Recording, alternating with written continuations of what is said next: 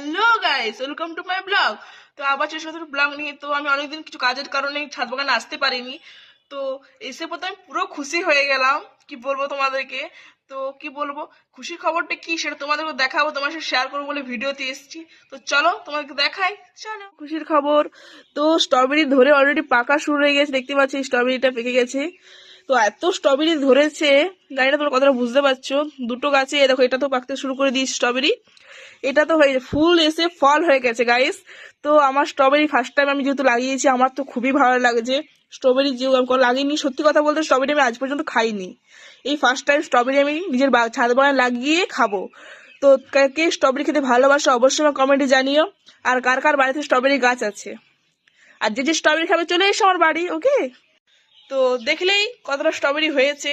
আর ফুল এসে অলরেডি ফল শুরু হয়ে গেছে, মানে স্ট্রবেরি ধরে গেছে অলরেডি। তো কে কে ভালোবাসা খেতে কমেন্টে জানিও। আর আমার ভিডিও যদি ভালো লাগে অবশ্যই লাইক কমেন্ট আর ভিডিওটা শেয়ার করে দিও। তো ভিডিওটা এই পর্যন্তই, ওকে, চলো বাই বাই।